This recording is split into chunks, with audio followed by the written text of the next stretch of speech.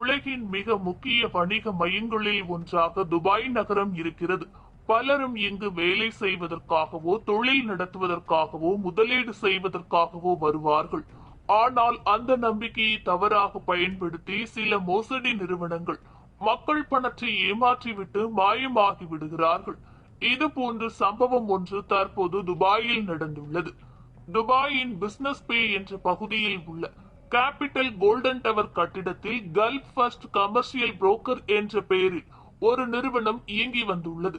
இந்த நிறுவனம் ஒரு மாதம் முன்னர் வரை சுமார் 40 பேர் பணியாற்றும் ஒரு பெரிய நிறுவனம் போல் தெரிந்தது. அந்த நிறுவனம் இப்போது முழுவதுமாக காணாமல் போய்விட்டது. அலுவலகங்களும் காலியாகிவிட்டது. துடைப்பும் கழிவு தொட்டியும் குப்பைகளை தவிர அங்கு எதுவும் இல்லை.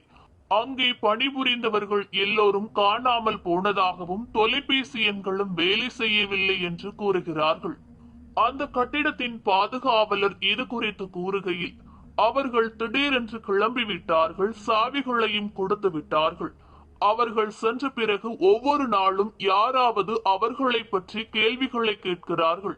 அந்த நிறுவனத்தில் பண முதலீடு செய்தவர்கள் பெரும்பாலானவர்கள் இந்தியர்கள்தான். அவர்கள் தங்கள் வாழ்க்கை சேமிப்பை நம்பிக்கையுடன் இங்கு கொடுத்துள்ளார்கள். ஆனால் இப்போது அவர்கள் மிகவும் வருத்தத்தில் உள்ளார்கள். கேரளாவை சேர்ந்த முகமது மற்றும் பயாஸ் ஆகியவர்கள் இந்த நிறுவனத்தில் 75,000 அமெரிக்கா டாலர், இந்திய மதிப்பில் சுமார் 62 லட்சம் முதலீடு செய்துள்ளதாக கூறியுள்ளார். இது குறித்து பணத்தை இழந்த பயாஸ் கூறுகையில், நான் நேரிலே அலுவலகத்திற்கு சென்றேன். ஆனால் அங்கு யாரும் இல்லை. எங்கள் மேலாளர் எண்களும் வேலை செய்யவில்லை. இது நிஜமாகவே நடந்துள்ளதா என்று என்னால் இதுவரை நம்ப முடியவில்லை. அவரது மேலாளர் 1000 அமெரிக்கா டாலர் முதலீடு செய்ததாகவும் சிறிய லாபங்களை கொடுத்து அதிக நம்பிக்கைகளையும் ஏற்படுத்தி பின்னர் அதிக பணம் கொடுக்க சொன்னதாகவும் பயாஸ் கூறியுள்ளார். இது குறித்து மற்றொரு முதலீட்டாளர் கூறுகையில், நான் இங்கு 2,30,000 அமெரிக்கா டாலர், சுமார் இந்திய மதிப்பில் 1.9 கோடி கொடுத்து இழந்துள்ளேன். என் மேலாளர் என் தாய்மொழியான கன்னடத்திலே பேசினார். அதனால் எனக்கு நம்பிக்கை வந்தது. ஆரம்பத்தில் லாபம் வந்தது போல் காட்டினார்கள். சிறிதளவு பணமும் திரும்ப வந்தது. ஆனால் பின்னர் பணத்தை எடுக்க முடியவில்லை என்று மேலும் பணத்தை சேர்க்க சொன்னதாகவும் அவர் கூறியுள்ளார். முதலீட்டாளர்கள் கூறியது போல கல்ஃப் ஃபர்ஸ்ட் கமர்ஷியல் புரோக்கர்ஸ் மற்றொரு நிறுவனமான சிக்மா ஒன் கேபிட்டல் என்ற ஆன்லைன் தளத்தின் மூலம் முதலீடு செய்ய சொன்னது. இந்த தளம் துபாய் அரசு அல்லது பொருளாதார மன்றத்தின் அனுமதி இல்லாமல் செயல்பட்டது. இந்திய முதலீட்டாளர்களான மற்றொரு நபரான சஞ்சு இது குறித்து கூறுகையில், அவர்கள் என்னிடம் பாதுகாப்பான வருமானம் என்று கூறினார்கள். ஆனால் என் வாழ்க்கையின் சேமிப்பை நான் இப்போது இழந்துவிட்டேன் என்றும் கூறியுள்ளார். கல்ஃப் ஃபர்ஸ்ட் மற்றும் சிக்மா ஒன் என்ற பெயரை ஒரே நிறுவனமாக கூறியுள்ளார்கள். நாங்கள் ஒன்றாகவே நம்பினோம் என்று அனைவரும் வருத்தத்தோடு கூறியுள்ளார்கள்.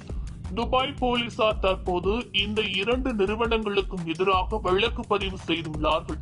இது குறித்து துபாய் போலீசார் கூறுகையிலும், சிக்மா ஒன் கேபிட்டல் என்ற ஆன்லைன் தளத்திற்கு எந்த சட்டபூர்வ அனுமதியும் இல்லை. அவர்கள் மக்களுக்கு தவறான வாக்குறுதிகளை கொடுத்து பண மோசடி செய்துள்ளார்கள் என்று துபாய் காவல்துறை கூறியுள்ளது. மேலும் ஒரு முதலீட்டாளர் வருத்தத்துடன் கூறுகையில், நான் முதலீடு செய்வதற்கு முன்னரே சரியாக விசாரித்திருக்க வேண்டும். இப்போது என் பணம் போய்விட்டது, என் கனவுகளும் உடைந்து விட்டது என்று புலம்பி தள்ளியுள்ளார். இந்த சம்பவம் எல்லா சாதாரண மக்களுக்கும் ஒரு பெரிய பாடமாக இருக்கிறது. வேலைக்காகவோ அல்லது வருமானத்திற்காகவோ வெளிநாடு செல்லும் எளிய மக்கள், அவ்வப்போது வந்த அழைப்புகள், இனிமையாக பேசும் மேலாளர்கள் ஆரம்பத்தில் கொடுக்கும் சிறிய லாபம் என்று நம்பி பெரிய அளவில் ஏமாறுகிறார்கள்.